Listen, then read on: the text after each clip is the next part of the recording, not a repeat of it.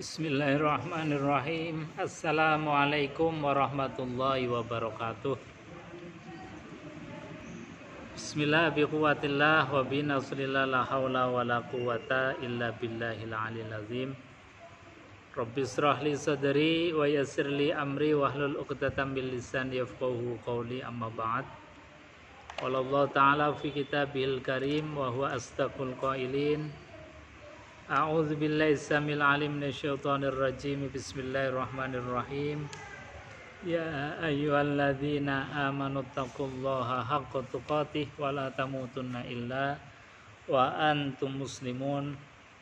Wa qala nabiyyu sallallahu alaihi wa alihi wasallam, man sanna sunnatan hasanatan falahu ajruha wa ajru man amila biha ila yaumil qiyamah.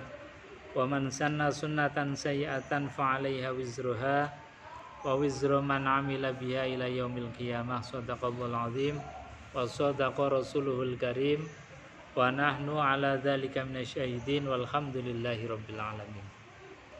Ibu-ibu jamaah pengajian Nurul Ilmi yang dimuliakan Allah Subhanahu wa taala, alhamdulillah pada kesempatan pagi hari ini kita sekalian ditakdir kembali kepada Allah oleh Allah Subhanahu wa taala bisa menghadiri majelis ilmu, majelis ta'lim, majelis silaturahim ini.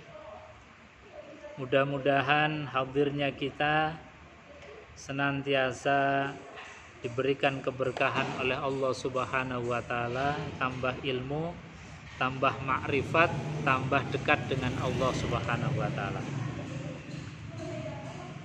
Ibu-ibu jamaah pengajian yang dimuliakan Allah, kita hadir di majelis ini itu bentuk daripada farih atau bahagia kita.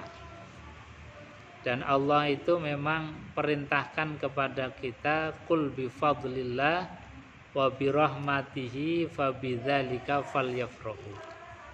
Kata Allah, qul, katakan wahai Muhammad, bi fadlillah, disebabkan karena karunia Allah Subhanahu wa taala, wa rahmatihi, dan juga karena rahmat kasih sayangnya Allah, falyafrahu, maka bergembiralah.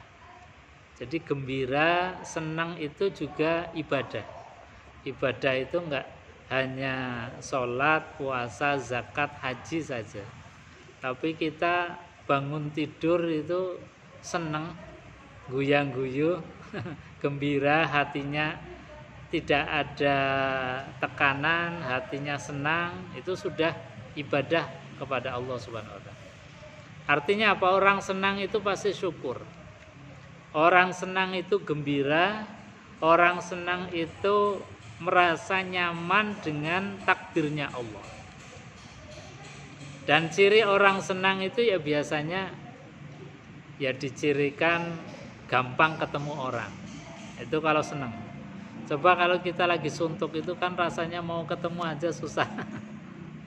Mau ketemu orang rasanya malu, apalagi kalau ketemu orang yang punya jasa sama kita atau kita punya utang budi, diutangi atau apa, itu pasti rasanya mau ketemu berat.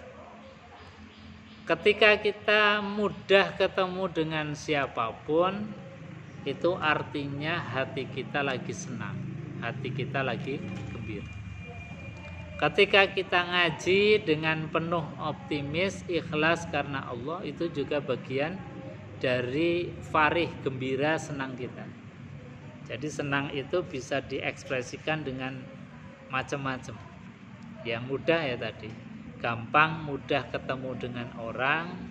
Ciri gembira, senang itu biasanya juga ditandai dengan makan-makan, paling mudah itu. Jadi kalau kita itu kulineran, itu bukti bahwa kita lagi senang, bukti kita lagi bahagia. Itu memang perintahnya Allah, qul bi fadlillah wa bi rahmatihi fabidzalika falyafrahu, maka bergembiralah. Ibu-ibu jamaah pengajian yang dimuliakan Allah Subhanahu wa taala, kita lanjutkan kajian kita bab yang ke-7 dan bab yang ke-8. Ini ada kaitannya. Bab yang ke-7 tentang ma'rifatullah, tentang kenal dengan Allah Subhanahu wa ta'ala. Ini pelajaran yang penting, bahkan menjadi kewajiban pertama kita. Nabiullah Adam alaihissalatu wassalam itu sebelum diangkat jadi nabi, sebelum diangkat jadi Rasul Allah, utusan Allah, itu ya diajari ma'rifatullah. Dalam surat Al-Baqarah itu kan wa 'allama Adamal asma'a kullaha summa 'aradahum 'alal malaikati faqala ambiuni bi asma'iha ula'i in kuntum shadiqin qalu subhanaka la ilma lana illa ma 'allamtana innaka antal alimul hakim. Ini Nabi Adam. Jadi Nabi Adam ketika diutus oleh Allah menjadi khalifatullah fil ard, itu pertama kali diajari ma'rifatullah, kenal dengan Allah. Wa 'allama Adamal asma, dan Allah mengajarkan kepada Nabi Adam itu al-asma, yaitu nama-nama Allah, kullaha, semuanya. Jadi ada yang menafsirkan itu Nabi Adam diajarkan asma-asma Allah yang ada dalam Quran itu seperti al-asmaul husna. Itu diajarkan dulu sifat-sifatnya Allah. Allah itu yang bagaimana, Allah itu yang seperti apa, sifatnya bagaimana, itu dikenalkan supaya apa? Kita selaku hamba, selaku manusia itu ma'rifatullah. Karena dengan ma'rifatullah melihat langsung wujudnya itu enggak mungkin. Karena Allah Subhanahu wa ta'ala tidak bisa dilihat oleh kita. Bahkan sekelas para nabi dan para rasul pun di dunia itu enggak ada yang diperlihatkan zatnya Allah Subhanahu wa ta'ala. Ketika Nabiullah Musa alaihissalatu wassalam itu pengen melihat zatnya Allah saja, itu diperlihatkan baru nurnya Allah di balik bukit Tursina aja sudah kemudian enggak kuat. Karena apa? Karena saking agungnya zatnya Allah Subhanahu wa ta'ala. Lah, gimana kita kemudian bisa kenal dengan Allah? Yang melalui tadi sifat-sifatnya Allah, melalui nama-namanya Allah. Maka Nabi Adam itu dikenalkan asma'akullah, nama-namanya Allah itu kullah, semuanya. Dari mulai Ar-Rahman, Ar-Rahim, Al-Malik, Al-Qudus, As-Salam, Al-Mu'min sampai dengan 99. Itu dikenalkan supaya apa? Kita ma'rifatullah, kenal dengan Allah. Makanya ma'rifatullah itu menjadi pelajaran penting dan kewajiban pertama kita. Dalam kitab akidah, dalam kitab tauhid itu para ulama termasuk ada di dalam kitab Sanusi ya, kitab yang menjelaskan tentang akidah, tentang tauhid, itu dijelaskan awwalu wajibil alal insani ma'rifatul ilahi bistiqon. Kata para ulama, awal wajibin, kewajiban pertama alal insani, atas manusia, itu adalah ma'rifatul ilah, kenal dengan Allah Subhanahu wa ta'ala. Bistiqoni, dengan seyakin-yakin, dengan sebenar-benarnya, dengan argumen yang masuk akal dan masuk dalam hati. Makanya di dalam akidah Ahlussunnah wal Jamaah itu kita diajarkan bahwa Allah itu yang seperti apa? Allah itu adalah wujud, harus ada. Allah itu kidam. Kidam itu artinya terdahulu. Allah itu wajib bako, kekal. Tidak mungkin Allah itu sifatnya sementara. Itu sifat yang 20 itu wajib kita tahu. Karena apa? Untuk mengetahui sebetulnya Allah itu yang seperti apa.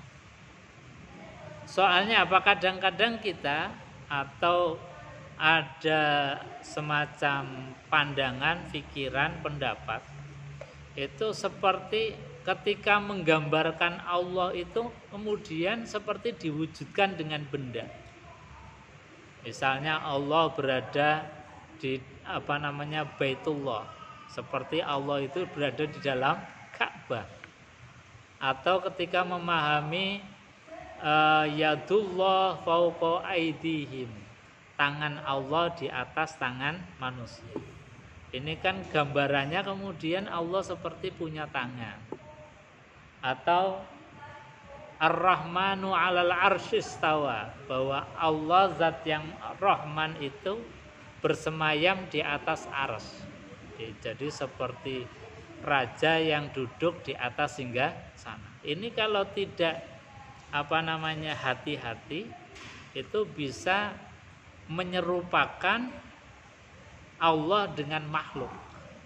Jadi gambarannya seperti Allah duduk di singgah sana.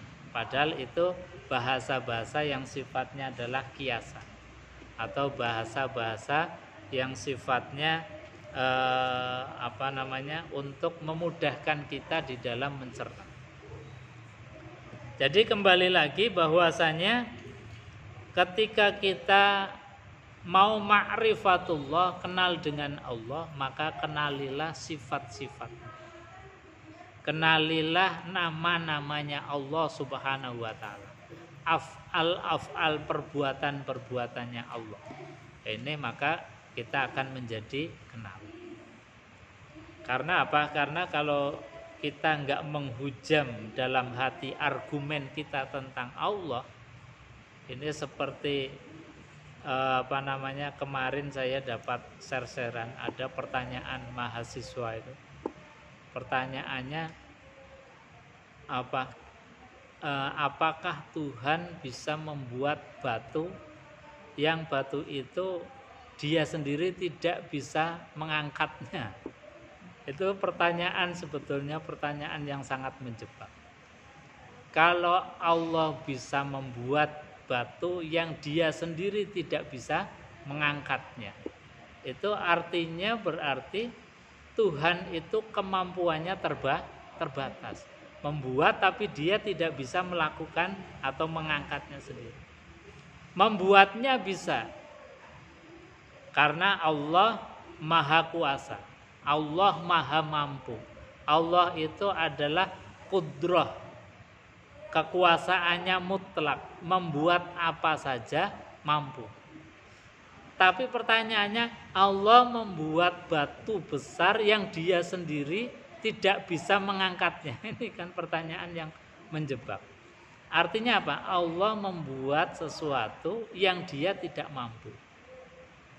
Ini bahasa-bahasa filsafat yang kadang-kadang kemudian mengacaukan logika berpikir kita. Kalau kita nggak punya pondasi logika tentang siapa Allah, tentang Allah itu yang bagaimana, ini kemudian akan goncang.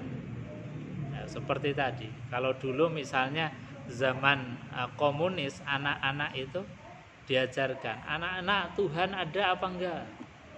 Coba kalau misalnya ada, kalian minta, ya Tuhan saya minta permen. Kemudian gurunya mengatakan, anak-anak kalian minta permen sama Tuhan, coba dikasih apa enggak? Tidak dikasih Bu Guru. Itu kan sebetulnya permainan logika. Lalu kemudian gurunya mengatakan, coba kalian minta sama Bu Guru. Bu Guru minta permen. Sambil pejamkan mata, kemudian Bu Gurunya ngasih permen. Kemudian gurunya baru masuk logika berikutnya. Anak-anak tadi kalian minta permen sama Tuhan, dikasih apa enggak? Nggak dikasih Bu Guru. Nah tadi minta sama Bu Guru, dikasih apa enggak? Dikasih Bu Guru. Nah sekarang pertanyaannya, Tuhan ada apa enggak? Anak kecil dimainkan logika seperti itu pasti akan menghujam dalam hatinya. Artinya apa? Kemudian dengan logika yang polos itu menyimpulkan bahwasanya Tuhan tidak ada. Ini kan logika mereka yang sangat mudah tetapi sebetulnya jauh daripada hakikat. Maka harus dibalik logikanya. Ketika kita menghadapi logika-logika semacam itu, supaya kita makrifat, kenal dengan Allah. Allah itu siapa? Maka harus dijawab, Allah itu adalah zat yang wujudul wujud, yang wajib adanya. Jadi ketika misalnya alam semesta ini ada, tidak mungkin alam semesta ini adanya itu makjigagi atau ujub-ujub, atau alam itu ada ya karena ada dengan sendirinya. Itu kan sesuatu yang mustahil. Jadi sesuatu apapun wujud, pasti wujudnya itu ada yang mewujudkan, ada yang mengadakan. Beda seperti tadi logikanya orang-orang yang ateis yang mengatakan bahwa hanya dengan mengatakan bahwa Tuhan saya minta permen, kemudian disimpulkan Tuhan tidak ada. Maka harus dibalik bahwasanya mengenal Tuhan itu adalah dimulai dari mengenal penciptaannya Tuhan, mengenal makhluknya Tuhan, mengenal tentang alam semesta dan termasuk itu. Monggo, yang salam. Nggih, monggo Bapak. Nggih. Monggo, monggo. Iki mawon nggih. Mriki mawon ngono. Nggih. Monggo. Pak sinten? Ingkang teng grup anu nggih, nggih. Monggo.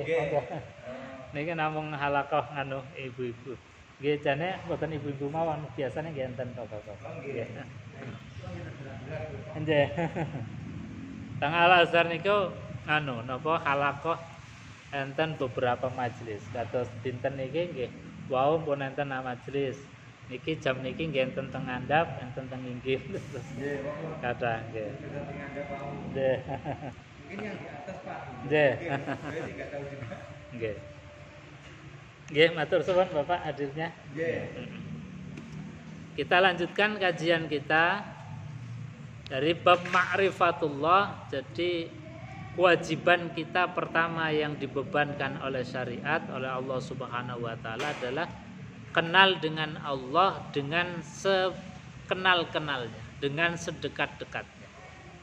Bahkan sebelum kita dibebankan sholat, dibebankan puasa, dibebankan ibadah-ibadah yang lain, itu wajib bagi kita bermakrifatullah, kenal dengan Allah Subhanahu wa taala. Nah, kenalnya bagaimana? Ya tadi, melalui sifat-sifat Allah Subhanahu wa taala.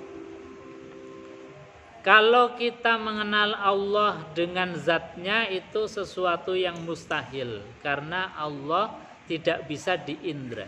Allah tidak bisa dicerna dengan indra kita. Dengan indra yang sehebat apapun, termasuk dengan tambahan alat secanggih apapun, itu tidak akan bisa mengindra zatnya Allah. Maka makrifat Allah itu wajib itu dengan mengetahui sifat-sifatnya Allah Subhanahu wa taala. Maka di dalam akidah Ahlus Sunnah wal Jamaah itu ada yang namanya, monggo Bapak. Assalamualaikum.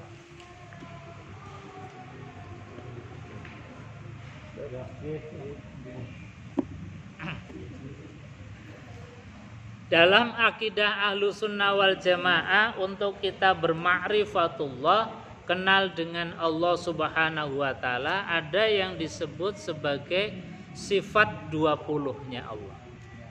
Jadi sifat 20-nya Allah Itu kalau dalam buku kecil tauhid akidah namanya kitab Aqidatul Awam, itu hukumnya wajib. Wajib kita tahu, wajib kita hafal. Karena apa? Itu sarana kita kenal dengan Allah. Sarana kita kenal dengan Tuhan. Tuhan itu siapa? Satu, Allah itu wajibul wujud. Wajib adanya. Tidak mungkin Allah disifati itu tidak ada. Seperti misalnya argumen atau pendapat atau logika pikirannya orang ateis yang mengatakan bahwa Tuhan itu enggak ada.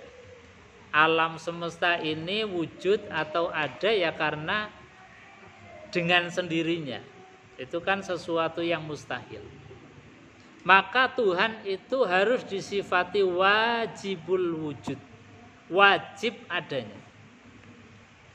Wujudnya itu yang bagaimana? Wujudnya Tuhan itu adalah tidak ada yang mewujudkan, dan wujudnya Allah itu sifatnya adalah baqo, kekal. Tidak seperti wujudnya kita yang nisbi, atau wujudnya sesuatu yang dianggap sebagai Tuhan. Misalnya kalau dalam tradisi orang-orang kafir Quraisy itu kan banyak dikenal Tuhan-Tuhan yang dipresentasikan atau diserupakan atau diberupakan dengan patung-patung atau berhala-berhala. Ada namanya berhala Latta, ada namanya berhala Uzza, ada namanya berhala Hubal. Itu yang terbesar, yang terkenal. Dan berhala-berhala itu banyak sekali di sisi Ka'bah. Dulu Ka'bah itu di sekelilingnya itu patung-patung berjejeran, kayak dalang mau mainkan wayang itu. Jadi berjejeran di sekeliling Ka'bah.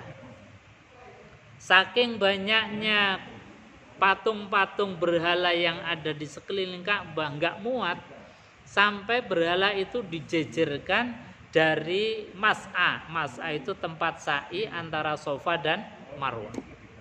Itu panjangnya 300 sekian meter, itu semuanya dijejerin di situ patung-patung untuk mereka sembah.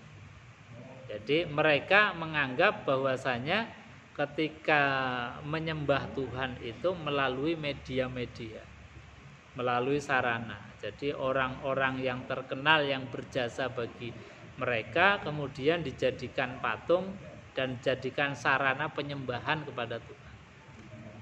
Jadi sekali lagi, Tuhan-Tuhan yang mereka anggap itu ya wujud, tapi wujudnya itu tidak punya sifat baqo. Jadi wujudnya itu sifatnya sementara. Termasuk Tuhan atau yang dianggap Tuhan, misalnya Fir'aun. Fir'aun itu ya wujud, tapi wujudnya itu enggak punya sifat baqo. Jadi adanya ya diadakan karena dia punya ayah, punya ibu, punya kakek, punya nenek, dan keturunan seatasnya. Juga punya keturunan ke bawah, anak, cucu, dan lain sebagainya. Dan dia nyatanya adalah mati. Berarti sesuatu yang tidak baqo tidak mungkin disematkan sebagai Tuhan. Atau sekalipun misalnya seperti Nabiullah Isa alaihissalatu wassalam, yang saking priayinya Isa dan ibunya. Saking priayinya itu maksudnya karena apa? Karena umatnya beliau itu memandang bahwa ini orang mulia, makannya saja nggak pernah kelihatan. Jadi kalau makan nggak pernah kelihatan di media atau di publik atau di tempat umum, nggak pernah. Jadi kalau makan ya priayi betul itu Nabiullah Isa sama ibunya. Nggak pernah kerja, beliau cuma ada di mihrab, jadi sehari-harinya cuma ibadah. Maka ketika pamannya yaitu Nabi Zakaria itu mau masuk ke mihrab, ke tempatnya Maryam dan anaknya, falamma dakhala 'alaiha Zakariyal mihraba wajada indaha rizqa. setiap kali Nabi Zakaria, yaitu pamannya Nabi Isa, masuk ke mihrab, wajada indaha rizqo, maka sudah terpampang tersedia di dalam kamarnya itu rizqo, rizkinya dari Allah Subhanahu wa taala. Jadi meskipun nggak kerja, nggak ikhtiar, nggak usaha, semua makanan itu sudah disiapkan oleh Allah.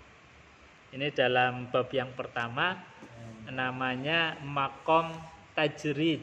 Tajrid itu makom yang memang tanpa usaha Allah sudah mencukupkan. Nah, kalau kita itu kan makomnya makom kasbi, makom yang usaha, ikhtiar. Nah, makomnya Nabiullah Isa dan ibunya itu makom yang semuanya sudah dicukupi oleh Allah. Bahkan ketika pamannya mau ngantarkan makanan saja, ternyata di dalam kamar itu wajada indaha rizqo. Qala ya Maryamu anna laki hadza. Ketika ditanya oleh Nabi Zakaria, anna laki hadza, ini dari mana wahai Maryam?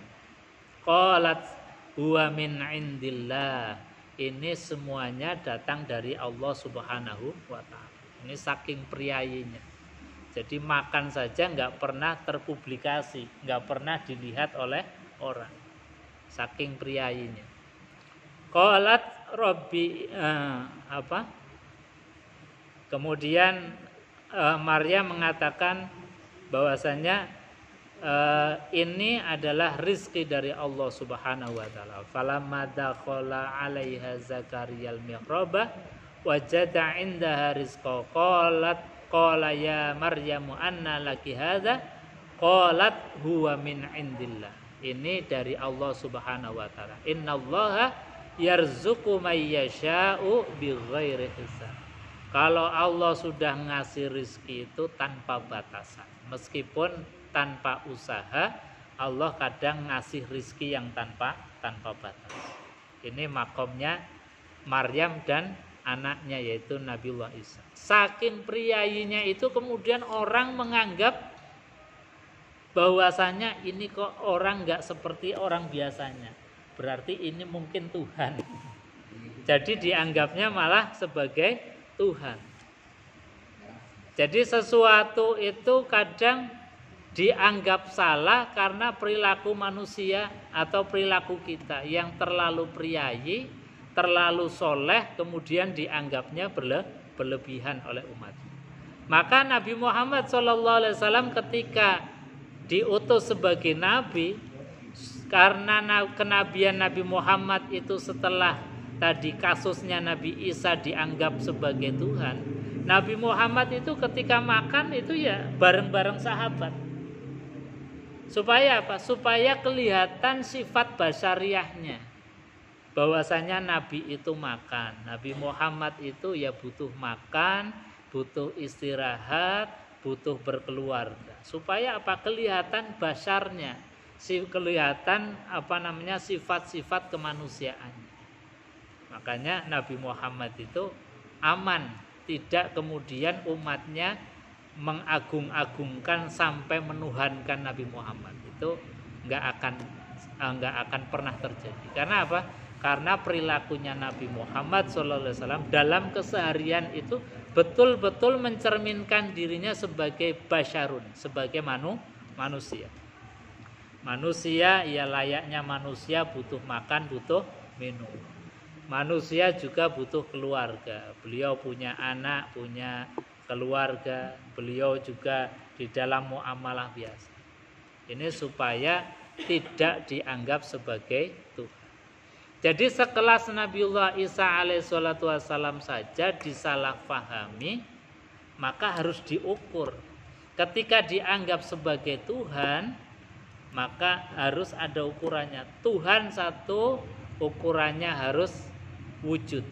Nah, Isa wujud memang, tapi wujudnya itu tidak punya sifat bako. Wujudnya Isa, wujudnya Fir'aun, wujudnya patung-patung yang disembah itu wujud yang diwujudkan, bukan wujud yang memang hakikatnya wujud. Maka ketika apapun yang dianggap Tuhan itu harus diukur, harus kemudian dinilai atau ditimbang, diukur dengan tadi sifat-sifat ketuhanan. Tuhan itu wajibul wujud, harus wujud. Kemudian Tuhan itu harus qidam, terdahulu. Enggak mungkin Tuhan itu lahirnya baru belakangan. Seperti misalnya Fir'aun. Kalau Fir'aun itu kemudian Tuhan, lalu Tuhannya bapaknya Fir'aun, ibunya Fir'aun, mbah-mbahnya Fir'aun siapa? Wong Tuhannya baru lahir.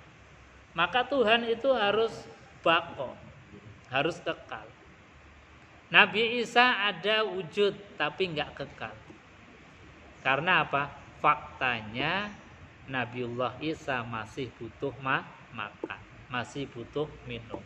Itu bukti bahwa Nabi Isa itu tidak kekal.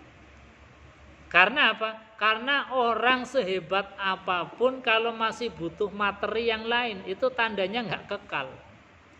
Nggak makan jadi lemes, nggak minum jadi haus. Itu kan bukti kita itu nggak kekal. Sesuatu yang nggak kekal tidak mungkin disematkan dengan sifat-sifat ketuhanan. Jadi sesuatu yang tidak kekal tidak mungkin disematkan dengan sifat-sifat ketuhanan. Makanya ketika Allah Subhanahu wa taala membantah tentang ketuhanannya Nabiullah Isa, itu cukup hanya mengatakan kana yakulanit to'a. Jangan anggap Isa itu sebagai Tuhan, jangan anggap Maryam itu bagian dari Tuhan. Kana yakulanit to'am. Karena apa? Keduanya baik Isa maupun Maryam masih butuh makan. Artinya apa? Kalau sesuatu masih butuh makan, tidak pantas disematkan dengan sifat-sifat ketuhanan. Hanya kita punya Tuhan Allah yang punya sifat wujud, kemudian bako, ini rasanya menjadi tenang dalam hati. Karena apa? Karena Tuhan yang kita sembah, Tuhan yang kita kenal itu betul-betul Tuhan. Bukan Tuhan jadi-jadian. Atau bukan Tuhan yang dianggap sebagai Tuhan. Makanya kalau ada kalimat yang menganggap bahwa A ini adalah Tuhan atau B ini adalah Tuhan, itu disifati oleh Allah kaburat kalimatan takhruju min afwahihim iyaquluna illa kadziba. Jadi kaburat kalimatan, sungguh sangat jelek sekali orang yang mengatakan bahwa Tuhan itu A, Tuhan itu B, atau Isa sebagai Tuhan. Itu kata Allah, kalimat itu adalah kalimat yang sangat jelek. Karena apa? Karena kalimat itu enggak menunjukkan makna yang semestinya. Tidak menunjukkan makna yang hakikatnya. Makanya disebut sebagai kaburat kalimatan takhruju min afwahihim. Jadi adanya kalimat itu karena sudah kadung diucapkan. Misalnya siang ini hujan. Itu kalimatnya kan ada karena sudah tak ucapkan. Tapi merujuk fakta, betul. Faktanya kan panas. Artinya apa? Kalimat bahwa siang ini hujan itu adalah kalimat yang tidak merujuk kepada hakikat. Sama, Isa itu Tuhan atau bagian dari Tuhan. Itu kalimat yang enggak merujuk pada makna hakikatnya. Karena apa? Hakikatnya memang bukan Tuhan. Maka kalimat-kalimat itu adalah takhruju min afwahihim. Kalimatnya ada karena sudah kadung diucapkan. Iyaquluna illa kadziba. Dan tidaklah diucapkan seperti itu kecuali adalah ucapan kebohongan belaka. Itu hanya kebohongan-kebohongan belaka. Dan sering kalimat-kalimat yang kita ucapkan itu kalimat yang takhruju min afwahihim. Dari mulai bangun tidur sampai menjelang tidur itu kalimat-kalimat kita itu ya kalimat-kalimat yang enggak ada hakikatnya sama sekali. Misalnya kita memuji seseorang. Kita memuji seseorang itu kan karena nggak tahu tentang aibnya saja. Coba kalau kita tahu aibnya seseorang itu, ya kita wegah untuk menyanjung, untuk memuji. Sama orang juga ketika memuji kita karena nggak tahu tentang aibnya. Jadi kalimat pujian kita memuji orang lain atau orang memuji kita itu sebetulnya kalimatan takhruju min afwahi. Jadi kalimat yang adanya itu karena sudah kadung diucapkan. Dan itu enggak ada bekasnya sama sekali. Makanya supaya kalimat yang kita ucapkan dari bangun tidur ada bekasnya, ada labetnya, ada manfaatnya, Allah kemudian ajarkan kita ada kalimat yang disebut sebagai kalimatum baqiyah, kalimat keabadian. Kalimat yang disifati sebagai kalimatu haqqin, alaiha nahya wa alaiha namut wa biha nub'atsu insyaallah minal amin. Jadi kalimatu haqqin, kalimat yang kebenarannya absolut. Absolut itu ya memang kebenarannya tidak bisa dibantahkan oleh apapun. Apa itu? Yaitu kalimat la ilaha illallah Muhammadur Rasulullah, atau kalimatum baqiyah. Kalimat yang kekal adalah subhanallah walhamdulillah wala ilaha illallah wallahu akbar. Ketika kita mengucapkan kalimat itu bukan hanya sekedar diucapkan, tapi itu betul-betul merujuk kepada makna hakikatnya. Kita mengucapkan subhanallah, maha suci Allah. Ya memang Allah itu maha suci, bukan sekedar diucapkan. Beda dengan kita tadi, kita memuji orang atau kita dipuji, itu kan nggak ada hakikatnya sama sekali. Soalnya apa? Kalau dibuka hakikatnya, dibuka aib kita, dibuka aib seseorang, kita tidak akan mungkin untuk memuji. Itu kalimat yang tidak ada maknanya. Maka supaya kita di dalam hari-hari kita itu ucapannya penuh makna, maka ucapkanlah kalimatum baqiyah, subhanallah walhamdulillah wala ilaha illallah wallahu akbar. Dan itu terangkum dalam ibadah sholat kita. Itu semuanya dari awal sampai akhir adalah kalimatum baqiyah. Dari mulai kita niat, kemudian baca Fatihah, kemudian diakhiri dengan salam, semua itu adalah kalimatum baqiyah, kalimat yang merujuk kepada makna hakikatnya. Artinya apa? Di dunia kita mengucapkan ya ada bentuknya, di akhirat juga kita akan diperlihatkan tentang hakikat yang kita ucapkan. Subhanallah, Allah maha suci Allah. Walhamdulillah, segala puji bagi Allah, karena memang Allah zat yang layak untuk dipuji. Wallahu akbar, memang Allah yang maha agung. Nah, ini yang disebut sebagai ma'rifatullah. Jadi mengenal Allah itu dari sifat-sifatnya, dari makhluknya Allah Subhanahu wa taala. Jangan kita mengenal Allah itu kemudian malah menggambarkan Allah itu kaya apa ya? Allah bersemayam di atas aras itu, kemudian kita membayangkan ada sosok yang duduk di atas singgasana di atas aras dengan bayangan-bayangan kita sendiri, dengan membayangkan seperti raja atau raja di raja. Itu malah justru salah. Karena apa? Karena menyerupakan Allah dengan makhluk. Menyerupakan apa? Pikiran kita itu kan hasil logika, hasil pemahaman kita, hasil visualisasi kita. Itu yang namanya makhluk. Artinya apa? Menggambarkan Tuhan kemudian seperti yang kita gambarkan, itu menjadikan Allah itu seperti makhluk. Makanya harus dipahami betul sifat-sifat Allah. Satu tadi wujud, kemudian qidam, Allah itu terdahulu, tidak ada yang mendahulunya. Allah itu baqa, wajib kekalnya. Kekal bukan karena dikekalkan, tapi memang hakikatnya adalah kekal. Sebab kekal ini ada dua macam. Ada kekal yang memang dikekalkan, ada yang kekal hakikatnya memang kekal. Kekal yang dikekalkan itu seperti apa? Misalnya surga dan neraka. Itu kan disifati oleh Allah khalidina fiha abadan.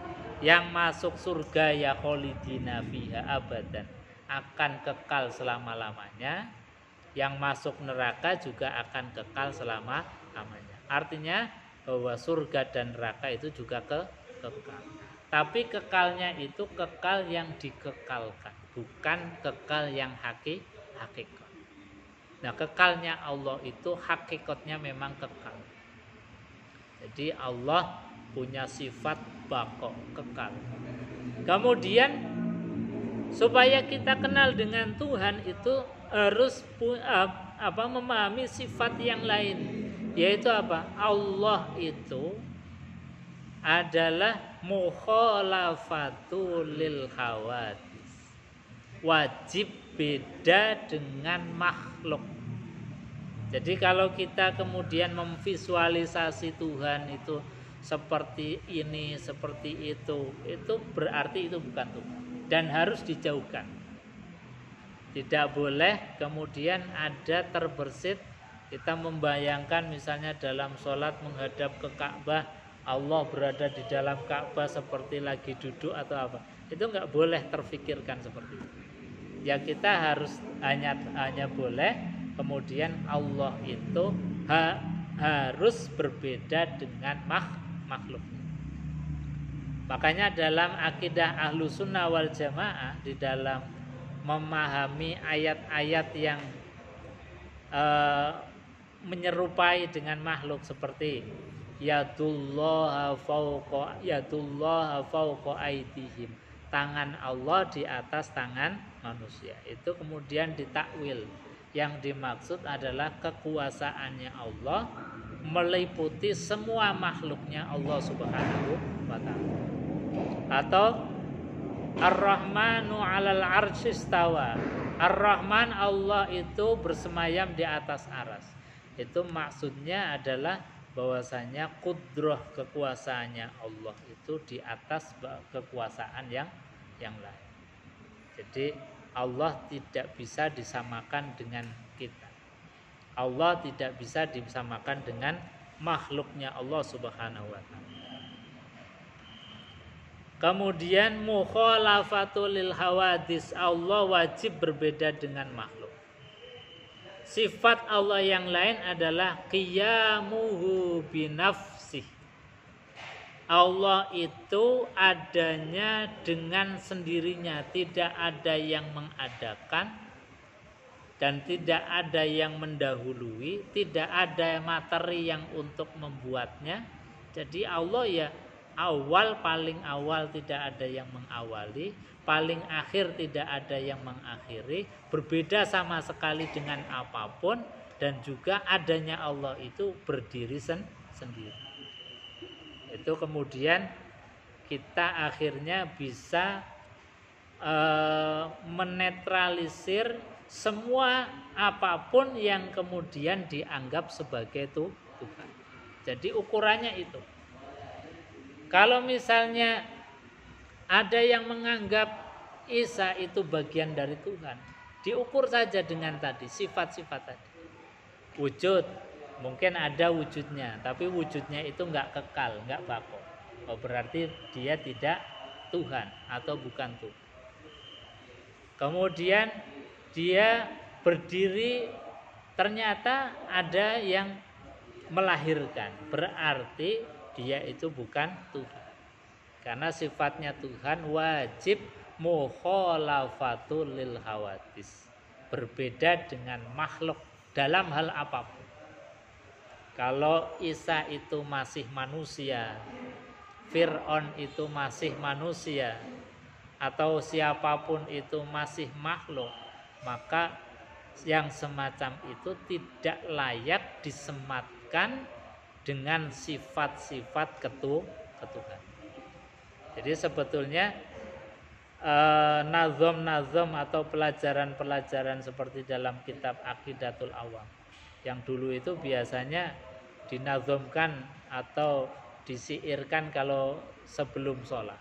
Wujud qidam baqa mukhalafatul lil hawa tisi qiyamuhu binafsi. Supaya apa? Supaya kita betul-betul kenal. Kalau kita menghujam logika ini, itu apapun pendapat-pendapat, logika-logika apapun yang akan mengacaukan akidah kita, itu pasti akan kalah dengan sendirinya. Karena ukurannya jelas. Jadi bisa kita bertaruh lah.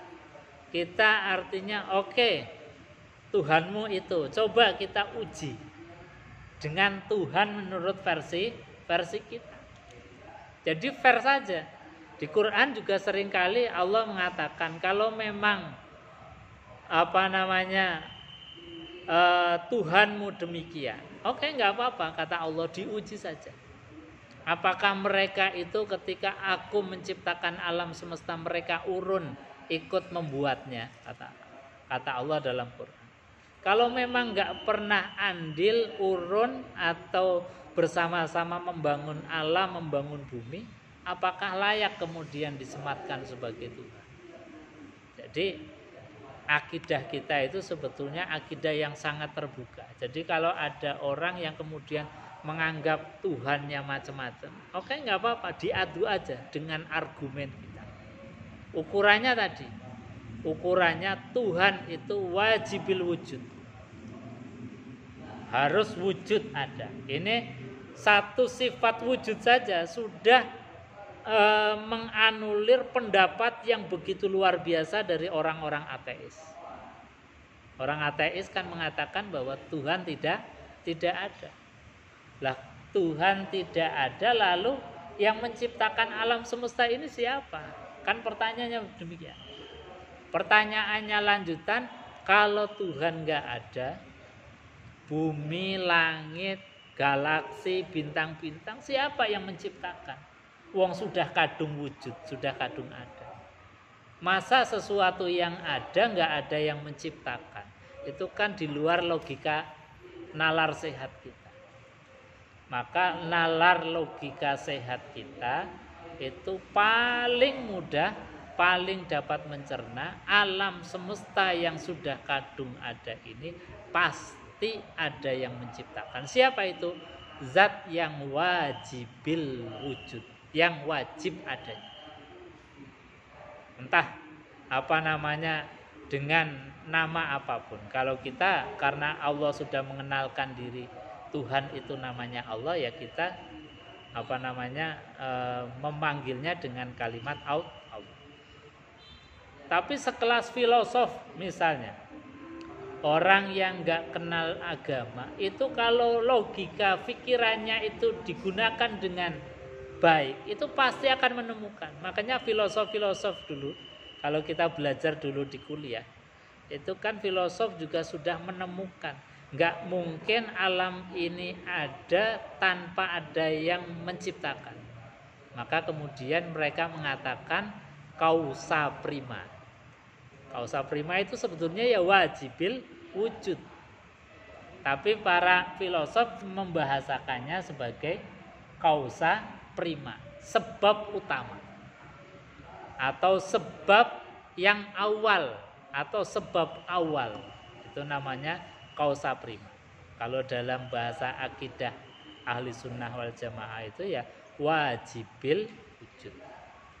Jadi satu sifat wujud saja itu sudah kemudian membantah tentang pendapat-pendapatnya orang ateis. Belum sifat-sifat yang lain. Ada qidam, ada baqo, mukhalafatul lil hawadis, qiyamuhu binafsi. Nah, itu sebetulnya adalah perangkat-perangkat ilmu untuk membantah mereka-mereka yang dianggap sebagai Tuhan. Jadi kalau kita mau berargumen atau mau diskusi atau mau dialog tentang ketuhanan, itu kita bahannya itu saja sudah cukup. Kita tidak terpengaruh dengan logika mereka, tapi kita bisa mempengaruhi mereka dengan tadi bahwa Tuhan itu adalah wajibil wujud. Tuhan itu mukhalafatul lil hawadis, berbeda dengan makhluk. Qiyamuhu binafsih, wajib berdiri sendiri.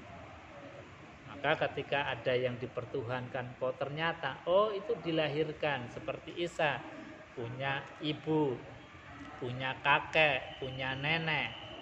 Artinya bahwa Isa itu tidak berdiri sendiri, masih ada kaitannya dengan yang lain, masih punya ibu meskipun nggak punya ayah. Ibu punya orang tua lagi, ada kakek dan ada nenek. Bapaknya Maryam namanya Imron, punya istri, dan sampai ke atas. Artinya apa? Isa tidak berdiri sendiri. Artinya apa juga bahwa Isa tidak pantas disematkan dengan sifat-sifat ketuhanan. Nah, ini yang dimaksud dengan ma'rifatul ilah. Jadi dalam kitab tauhid disebutkan awwal wajibil 'alal insani ma'rifatul ilah. Kewajiban pertama manusia adalah kenal dengan Tuhannya. Bistiqoni, dengan seyakin-yakin.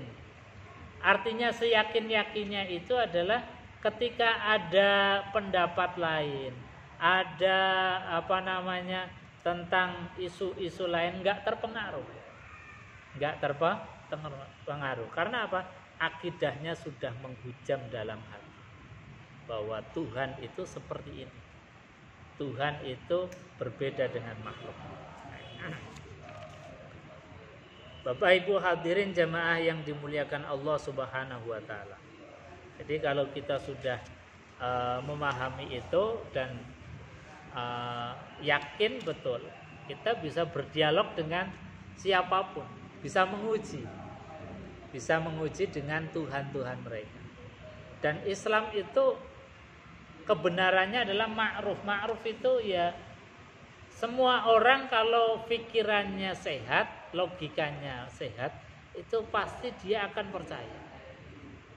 Dan bukan akidah yang tertutup. Akidah yang tertutup itu yang sembunyi-sembunyi, nggak mau didialogkan, nggak mau didiskusikan, nggak mau didebatkan, nggak. Islam itu open, silahkan ayo.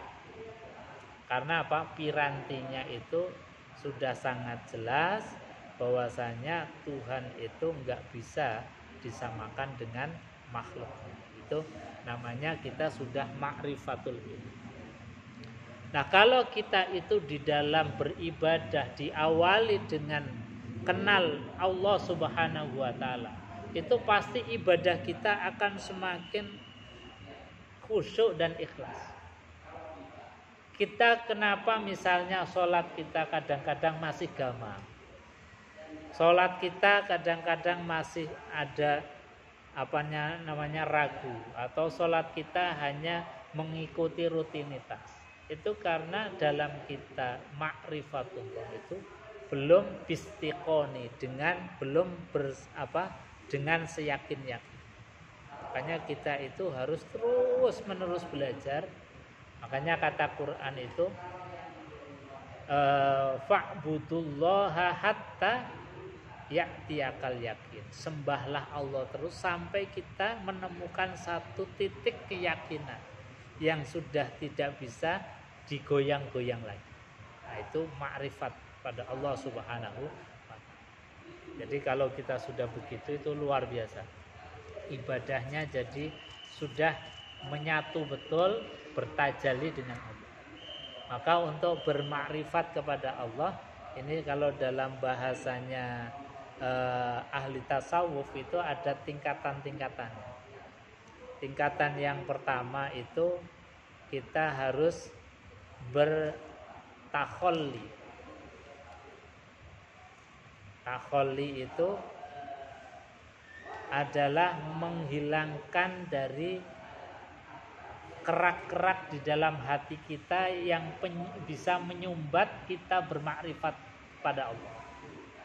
Jadi piranti untuk kenal Allah itu kan hati dan pikiran. Kalau hati ini sudah banyak keraknya, ini susah untuk kenal Allah. Kalau hati pikiran ini sudah terjangkiti berbagai macam virus hati, apakah itu kesombongan, al-kibr, atau ujub, atau penyakit-penyakit hati yang lain, itu susah untuk kenal dengan Allah. Maka harus dibersihkan dulu. Bersihkan dengan cara tadi, memperbanyak kalimatum baqiyah, kalimat kekekalan. Kalimat yang bisa menghantarkan kita kepada zat yang maha kekal. Kalau sudah itu baru bertahalli. Kemudian kita isi hati itu dengan sesuatu yang baik. Sesuatu yang baik dengan kalimat-kalimat thayyibah. Kita mengenal dengan Allah dengan logika berpikir yang benar. Baru kita sudah itu adalah bertajalli, kita menyatu dengan Allah Subhanahu wa ta'ala, karena tadi sudah ma'rifat. Jadi Bapak Ibu hadirin jamaah yang dimuliakan Allah Subhanahu wa ta'ala, bermakrifatullah itu menjadi pondasi di dalam setiap amal ibadah. Kemudian kita lanjut pada bab yang ke-8, masih ada kaitannya dengan ma'rifatullah. Ciri orang yang ma'rifatullah itu bisa diukur dengan keikhlasan setiap apapun perbuatan kita. Itu orang yang ma'rifat. Jadi orang yang ma'rifat itu cirinya apapun amaliyah kita, ibadah kita, itu ibadah yang dilambari dengan ikhlas, hanya mengharap ridho Allah Subhanahu wa ta'ala. Kenapa makrifat itu bisa dilihat dari keikhlasan dalam ibadah? Karena orang yang makrifat itu tahu persis bahwa apapun bentuk ibadah kita, itu yang menggerakkan Allah Subhanahu wa ta'ala. Kita sholat itu ya bukan atas kemampuan kita. Kalau Allah enggak menggerakkan, memberikan keridhaan, itu juga rasanya berat sekali. Meskipun badan sehat, meskipun kita itu pinter tahu ilmunya sholat, tapi kalau Allah enggak menggerakkan, rasanya berat sekali. Apalagi kalau sudah subuh, pas waktu wayahe dingin, mau bangun membuka selimut saja rasanya berat. Tapi orang yang ikhlas, yang ma'rifatullah itu, kemudian dia enggak ada sekatnya. Makanya disifati di dalam Quran, orang yang mukhlison illa min ibadikal mukhlasin. Jadi orang yang mukhlasin tingkatannya itu sudah sampai derajat ikhlas, itu setan, jin atau apapun itu enggak bisa menggoda. Makanya ketika iblis itu minta rekomendasi sama Allah, ya Allah, saya minta rekomendasi untuk bisa menggoda anak Adam, menggoda manusia. Maka disilahkan oleh Allah Subhanahu wa ta'ala.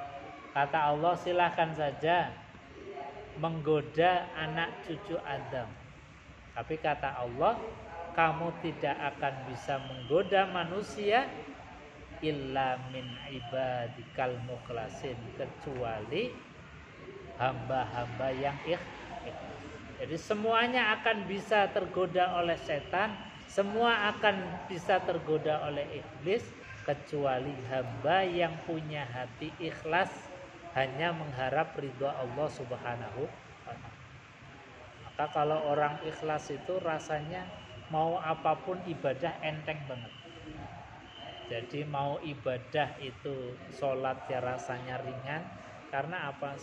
Karena dorongan dari Allah Subhanahu wa ta'ala begitu. Dan tidak mengharapkan apa-apa kecuali ridhonya Allah. Meskipun Allah sudah menjanjikan orang yang sholat itu akan dimasukkan ke dalam surga. Orang yang puasa itu seperti janjinya Rasulullah, man shoma ramadanan imanan wahtisaban ghufira lahu ma taqaddama min dzambi.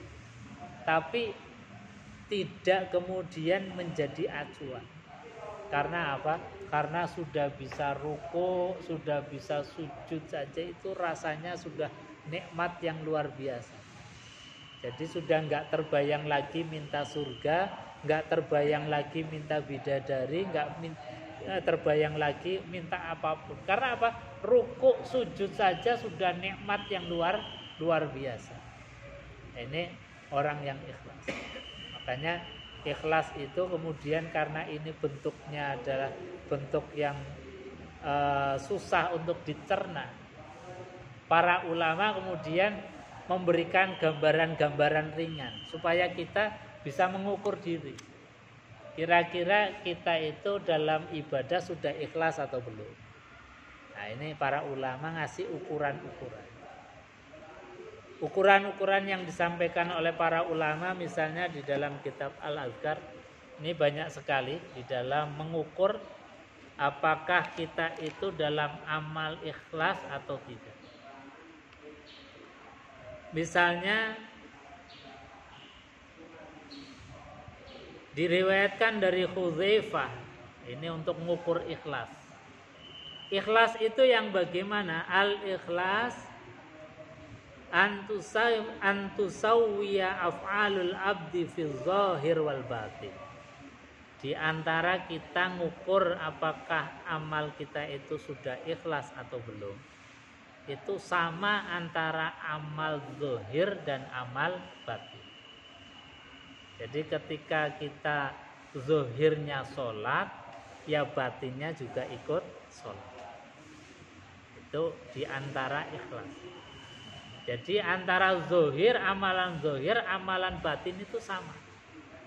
Jangan kemudian zahirnya sholat, tapi batinnya tidak sholat.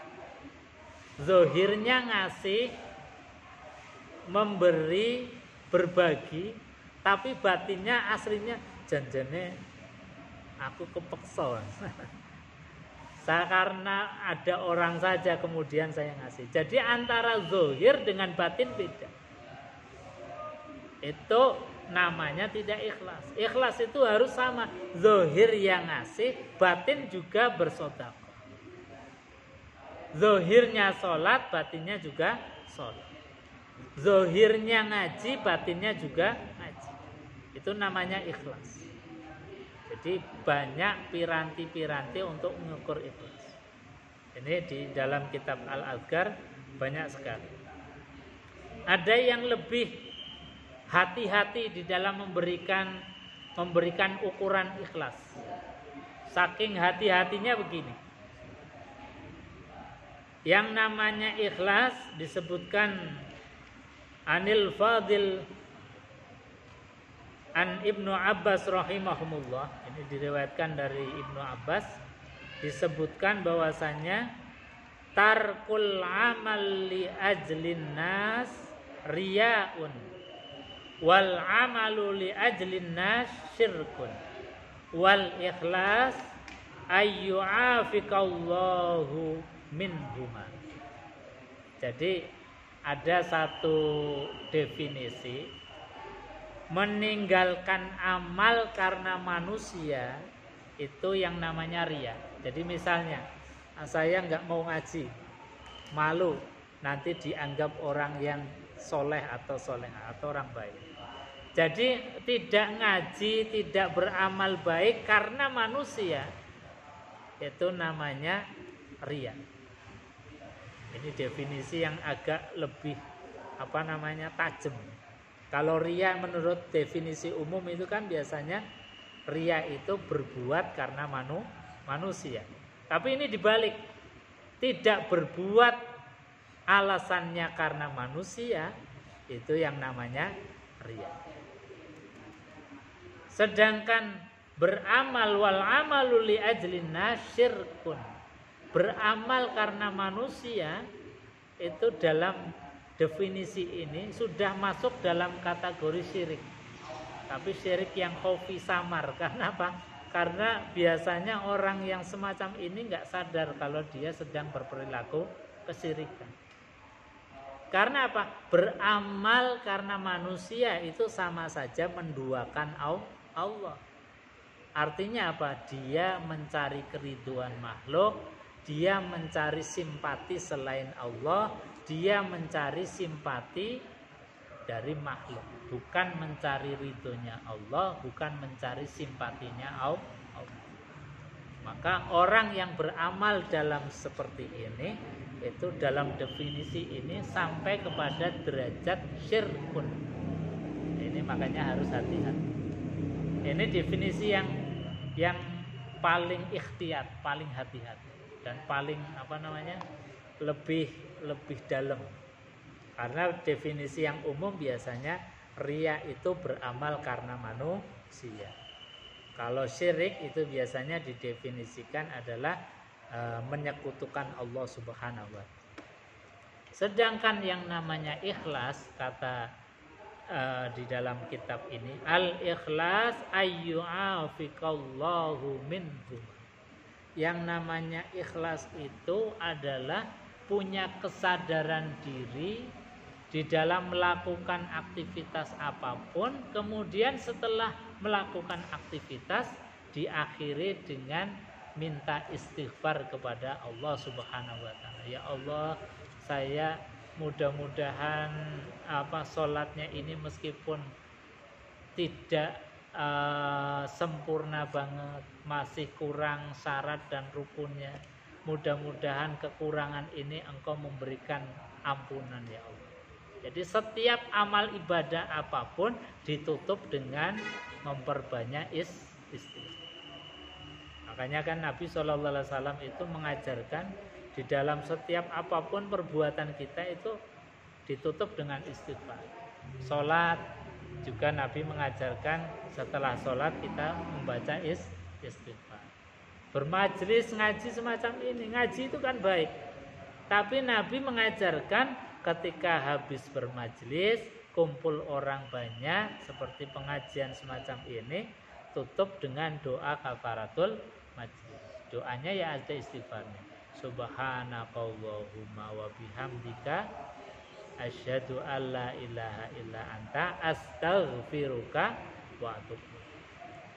Jadi kesadaran tentang ketidaksempurnaan setiap amal perbuatan kita, itulah yang namanya ikhlas.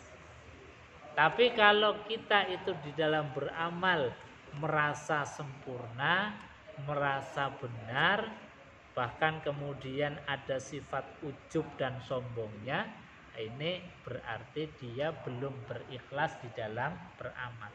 Meskipun lesannya mengucapkan saya beramal ikhlas, saya sholat ikhlas, tapi tadi kalau diukur dengan ukuran ini kok belum, berarti dia belum termasuk orang yang ikhlas.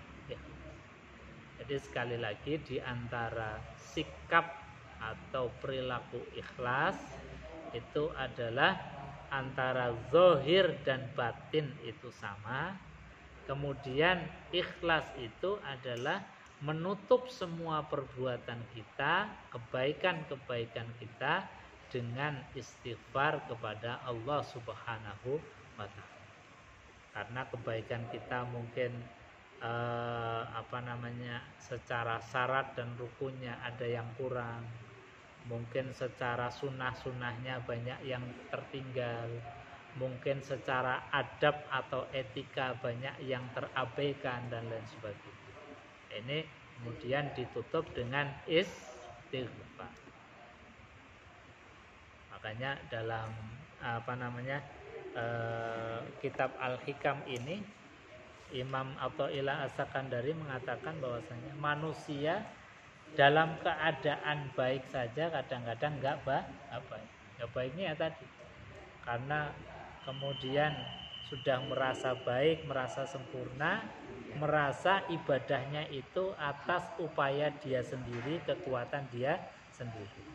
Lupa bahwa semuanya adalah rahmatnya Allah, semuanya adalah yang menggerakkan Allah. Lupa juga untuk minta ampun kepada Allah Subhanahu wa ta'ala.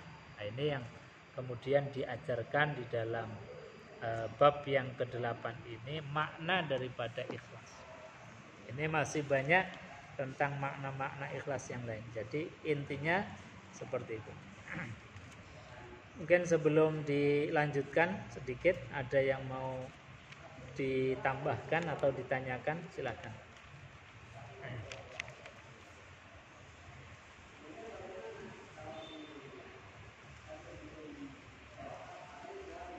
Ada yang mau ditambahkan? Monggo. Kalau tidak ada yang ditanyakan, saya lanjutkan sedikit tentang yang namanya ikhlas. Jadi dalam definisi-definisi ikhlas ini disebutkan di dalam kitab Al-Adhkarun Nawawiyah. Di antaranya adalah al-ikhlas adalah sawa'un amaluz zahir wal batin. Seperti tadi hampir ifradul haq yusabbihunahu ta'ala fit ta'ati wal qasdi. Jadi yang namanya ikhlas itu adalah hanya mengesahkan Allah Subhanahu wa ta'ala. Jadi ifradul haq. Makanya ada surat yang namanya ikhlas, surat Al-Ikhlas. Tapi enggak ada bahasan ikhlas sama sekali. Yang ada dalam surat Al-Ikhlas bahasannya atau materi bahasannya adalah tauhid, mengesahkan Allah Subhanahu wa ta'ala. Artinya apa? Kalau kita di dalam amal perbuatan apapun, tapi amal itu dalam persekutuan atau mensekutukan Allah dengan yang lainnya, itu tidak bisa disebut sebagai ikhlas. Misalnya ada orang yang kemudian membuat sesaji meskipun dengan kerelaan hati. Dia dengan hartanya dimasak, kemudian dibagikan kepada khalayak, kepada orang banyak. Meskipun yang dibagikan itu banyak, meskipun harta yang dikeluarkannya banyak, meskipun lisannya mengecapkan bahwasanya ini ikhlas, nggak ada embel-embel, nggak ada keinginan untuk dikembalikan atau minta dipuji dan sebagainya. Selagi perbuatannya itu adalah perbuatan yang syirik, tidak bisa dimasukkan dalam kategori sebagai ikhlas. Jadi ikhlas yang pertama itu harus ifradul haq. Jadi betul-betul kita itu mentauhidkan Allah Subhanahu wa ta'ala. Makanya surat Al-Ikhlas itu isinya qul huwallahu ahad, Allahus somad, lam yalid walam yulad walam yakul lahu kufuwan. Surat Ikhlas itu membahas tentang tauhid. Qul, katakan wahai Muhammad, huwallahu ahad, dialah Allah yang maha esa, tunggal. Tunggal yang tidak berbilang, tidak 1, 2, 3. dan juga tunggal yang tidak terdiri dari bagian-bagian. Kalau kita kan tunggal, tapi terdiri bagian-bagian. Ada bagian kepala, ada bagian tangan, ada bagian tubuh, ada bagian. Tunggalnya Allah itu enggak terdiri dari bagian-bagian. Namanya ahad. Qul huwallahu ahad. Allahus somad. Allah yang tempat bergantungnya kita. Artinya ketika kita punya ketergantungan kepada selain Allah Subhanahu wa taala, maka saat itu pula kita dalam kondisi orang yang tidak ikhlas. Jadi ikhlas tertinggi adalah hanya bergantung kepada Allah Subhanahu wa taala. Kita hanya mau minta tolong kepada Allah Subhanahu wa taala. Jadi seperti janji kita di dalam surat Al-Fatihah itu kan iyyaka na'budu wa iyyaka nasta'in. Hanya kepada Engkau Allah na'budu kami menyembah, wa iyyaka nasta'in dan hanya kepada Engkau kami memohon pertolongan. Ini ayat-ayat yang hakikat. Ayat hakikat. Artinya apa? Kita tidak boleh secara hakikat minta tolong kepada sesama makhluk. Untungnya Allah ngasih ayat yang syariat. Makanya ketika kita itu minta tolong sama orang lain, minta tolong sama anak kita, sama suami, sama istri, dengan ayat syariat Allah mengatakan ta'awanu 'alal birri wat taqwa wala ta'awanu 'alal ismi wal udwan. Tolong menolonglah kalian dalam hal kebaikan dan takwa. Maka kalau kita masih koridor saling tolong menolong antar kita, antar makhluk, antar manusia, itu tidak sampai menyalahi janji kita. Iyyaka na'budu wa iyyaka nasta'in. Jadi harus difahami dan ditempatkan ada ayat yang memang syariat, ayat-ayat syariat, ada ayat-ayat yang sifatnya hakikat. Tapi ayat syariat ini juga harus dipahami sebagai ayat hakikat. Misalnya, ketika kita itu minta tolong kepada orang lain, kita kendaraannya rusak, minta tolong sama bengkel. Ketika kita sakit, minta tolong sama dokter. Itu harus dikembalikan bahwa pertolongan yang kita dapatkan melalui bengkel, melalui dokter, melalui orang lain, itu hakikatnya adalah pertolongan dari Allah Subhanahu wa taala.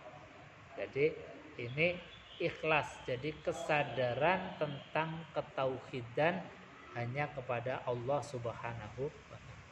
Maka orang-orang yang berperilaku syirik, menyekutukan Allah itu hakikatnya mereka tidak ikhlas kepada Allah.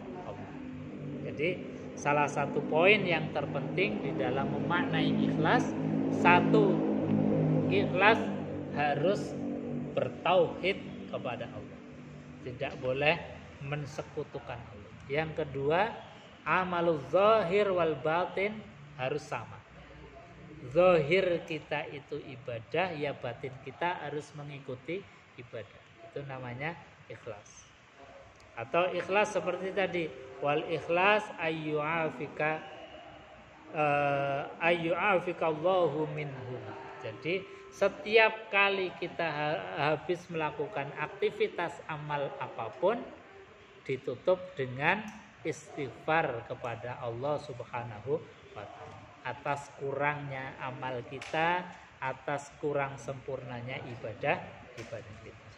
Kalau sudah begitu, insya Allah kita masuk dalam kategori orang yang ikhlas.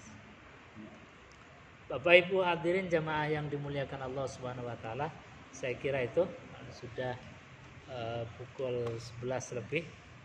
Kalau masih ada yang mau ditanyakan monggo, kalau nggak ada kita tutup dengan doa kafaratul majlis bersama-sama.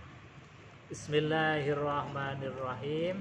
Subhanakallahumma wa bihamdika asyhadu an la ilaha illa anta astaghfiruka wa atubu ilaik. Ini untuk informasi saja bagi Bapak Ibu. Untuk kajian kita ini setiap Rabu pagi, Pak, jam 9:30 selang-seling. Jadi kitab Al-Hikam juga, kemudian Rabu berikutnya adalah tafsir bacaan-bacaan doa di dalam ibadah. Karena apa? Karena kita menganggap penting kadang-kadang bacaan sholat kita, karena saking kadung terbiasanya